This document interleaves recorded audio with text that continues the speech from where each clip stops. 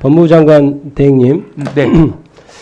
그 정계선 조한창 헌법재판관님들 지금 그 임명이 됐는데 그게 최상목 권한대행이 되자마자 임명을 했는데요. 네. 알고 계시죠? 네. 그거는 그 임명은 적법합니까?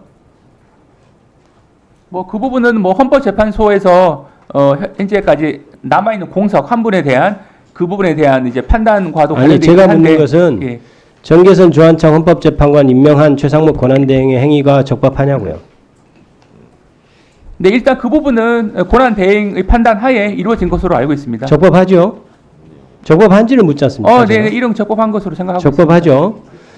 이유는 뭔가요? 적법한 이유가 뭘까요? 있습니다. 다만 이 적법성을 둘러싸고 적법성 여부를 둘러싸고는 여러 가지 이론의 여지는 있긴 있습니다. 그래서 이 부분은 차관님은 그 이론에 대해서 동의하시나요? 아니 기본적으로 헌법재판소에서 마은혁 후보자에 대한 아니요. 제가 묻는 것은 정계선 조한창 재판관을 묻고 있잖아요. 네네. 그 이론에 대해서 동의하시나요? 그 부분은 현재 어떤 결론이 맞다라고 단정 지을 수는 없습니다만 기본적으로 두 가지 견해가 있습니다. 그러니까 첫 번째 견해는 기본적으로 할 수 있다는 견해고 또 한 가지 견해는 그 기본적으로 그 입법사법 행정부가 3명씩 임명하는 거는 행정부 수반으로서 하는 것이지만 입법부와 대법원장이 지명하는 사람을 임명하는 거는 국가 원수로 지명하는 거기 때문에 안 된다는 견해를 피력하고 있는 분도 계시는 것으로 알고 있습니다. 차관님은 거기서 어디 견해신가요? 근데 그 부분은 제가 이 자리에서 말씀드릴 사항은 아닌 것 같고 그러면 헌법재판소에서 결정할 것으로 아까 알고 이런 있습니다. 적법하다고 한 답변은 그러면 취소하시는 건가요? 아니 그것은 아니고 이런 적법한 것으로 그렇게 그럼 차관님 적법하다고 보시네요. 아주 개인적인 의견을 말씀드렸던 건 아닙니다. 아니 적법한 거예요, 안 하는 거예요? 지금 적법한 것을 전제로 헌법재판소의 심리가 이루어지고 있으니까 그렇게 말씀드렸던 겁니다. 차관님이 아까 적법하다는 것을 취소하지 않으신다면 적법하다는 의견으로 제가 알고 있겠습니다. 그럼 마은혁 헌법재판관 후보자 임명을 보류한 것, 이것은 적법합니까?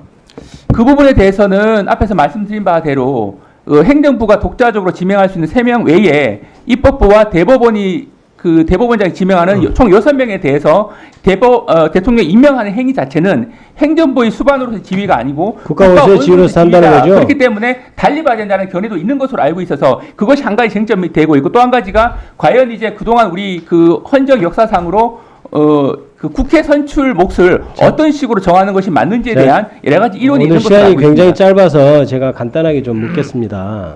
대통령 임명권의 본질이 대통령이 다 마음에 들어야 임명하는 거라고 생각하신가요? 그게 이제 형식적 임명권이냐 실질적 임명권이라고 대통령이 하는 쟁점인 것으로 알고 있습니다. 실질적으로 따져서 임명할 권한까지 보유한다고 보십니까? 네, 그 부분은 이제 헌법재판소에서 판단할 것으로 알고 있습니다. 그러면 대통령이 실질적으로 마음에 안 드는 사람 임명 안 하면 그게 대통령 9명 다 임명하는 거지. 어떻게 네. 어떻게 입법 사법에 의견을 들어서 임명하는 겁니까, 그게? 그래서 위원님께서 말씀하신 문제점 그래서 때문에 헌법재판소 어떤 주석이라든지 이런 데서 당연히 형식적 임명권, 그러니까 예를 들어 정말 법적으로 말이 안 되는 사람을 추천해 왔다든지 요건들이 있잖아요. 그런 거 정도는 볼 수 있는 것이지 실질적으로 내가 마음에 안 든다. 이렇게 해서 임명을 거부할 권한은 없는 것이죠. 차관님 어떻게 생각하세요? 네. 그 기본적으로 그 입법부와 사법부가 지명하는 사람을 임명하는 그 방식에 대해서는 이 국가 원수로서의 지위에서 이루어지는 것이 그렇다 하더라도 아니냐라는 제가 이론이 있어서 말씀드리잖아요. 실질적으로 내가 마음에 안 든다고 임명을 안 한다든지 그리고 여야 합의가 안 됐다고 하는데 우리 저기 그렇게 주장하는데 어느 법에 여야 합의를 해서 선출하도록 돼 있어요? 네, 그 그런 부분은 법을 보신 적 있나요? 그 부분은 쟁점이 되고 있기 때문에 아니 그런 법이 있냐고 묻습니다.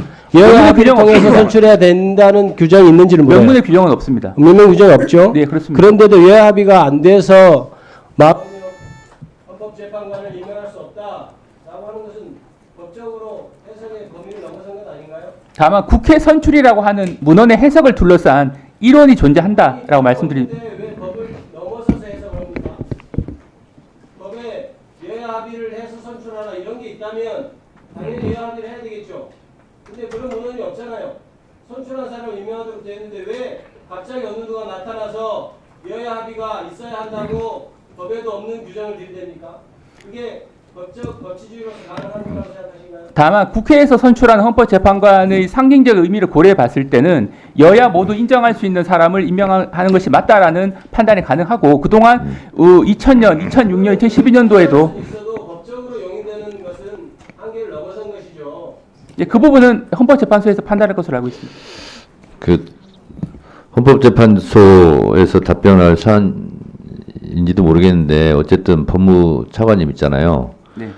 법 처벌 조항이 없는데 신종 범죄가 발생했어요. 처벌할 수 있습니까? 없습니까? 없죠?